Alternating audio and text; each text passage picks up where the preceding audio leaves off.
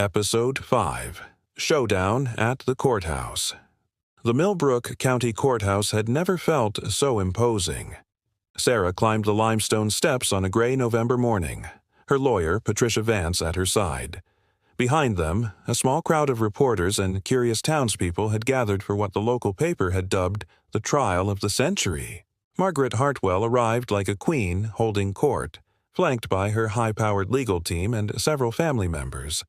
She wore black, appropriately for a grieving sister, or perhaps for a funeral she hoped to conduct for Sarah's reputation. The courtroom was packed. Sarah spotted familiar faces from around town, most wearing expressions of morbid curiosity.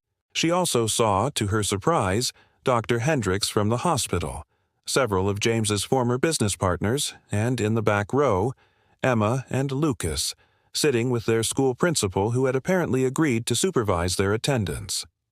Judge Eleanor Whitman called the court to order, and Margaret's attorney, Richard Cromwell, began his opening statement with theatrical precision. "Your Honor, this case represents a betrayal of trust, a manipulation of a dying man's vulnerable state, and the systematic alienation of a beloved family patriarch from his own blood relatives." He painted Sarah as a calculating predator who had wormed her way into James's affections during his lowest moments. Patricia's response was measured but firm. "Your Honor, this case represents grief seeking someone to blame, family members who cannot accept that love takes many forms, and a community's inability to believe that a man might choose his wife over traditional expectations." The first day was brutal. Margaret's side presented a parade of witnesses who testified about Sarah's unusual behavior during James's illness, how she'd limited family visits, made medical decisions, and encouraged James to update his will.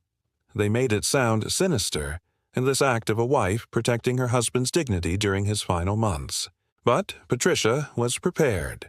When Dr. Hendricks took the stand, his testimony was devastating to the opposition. "James Hartwell was completely lucid when he asked me to recommend an estate attorney," the doctor said firmly. "He specifically told me he was worried about his wife's financial security. He said, and I quote, 'I need to make sure Sarah will be okay without me. My family has always seen her as an outsider, and I won't have her left defenseless.'" The tide began to turn on the second day when Patricia presented James's personal writings.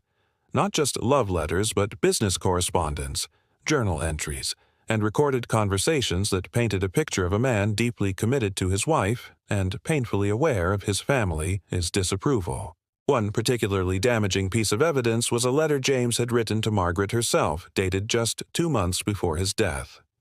"Margaret, I know you've never approved of Sarah, but she has made me happier than I thought possible after Elizabeth died. My decision to provide for her doesn't diminish my love for Emma and Lucas. It reflects my responsibility as a husband.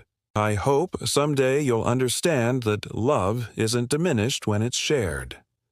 Margaret never responded to that letter. The most powerful moment came when Emma and Lucas were called to testify. Despite their grandmother's obvious displeasure, both children spoke truthfully about Sarah's role in their lives.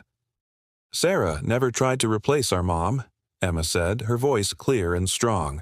"But she loved us like we were her own. She was at every school event, every doctor's appointment. When Dad was sick, she took care of all of us. Not just him." Lucas added, "Dad told me that marrying Sarah was the smartest thing he ever did. He said she taught him that it was possible to have a second chance at happiness." Margaret's attorney tried to suggest the children had been coached, but their genuine emotion was unmistakable. The final bombshell came when Patricia revealed a recording James had made 3 weeks before his death, a video will that he'd asked Dr. Hendricks to witness and store in his office safe. The courtroom fell silent as James appeared on the screen, gaunt from illness but speaking with perfect clarity. "If anyone is watching this, it probably means my family is contesting my final wishes. I want there to be no doubt about my mental state or my motivations. I am leaving the majority of my estate to my wife, Sarah Mitchell Hartwell, because she has earned it through 8 years of unwavering love, loyalty, and partnership. She didn't marry me for money. Hell, she didn't even want me to change my will. But I've seen how this town treats outsiders, and I've seen how my own family treats her. I will not leave the woman I love at their mercy." He paused, looking directly into the camera. "Margaret, Robert, David, I love you all, but your inability to accept Sarah has forced this choice. Emma and Lucas are provided for through their trust funds. Sarah has only me, and soon she won't even have that. This is not about money. This is about love and responsibility, and the right of a dying man to protect his wife." The video ended in absolute silence. Judge Whitman's verdict was delivered 2 days later. The court finds no evidence of coercion, manipulation, or mental incapacity on the part of James Hartwell. His final will and testament stands as written.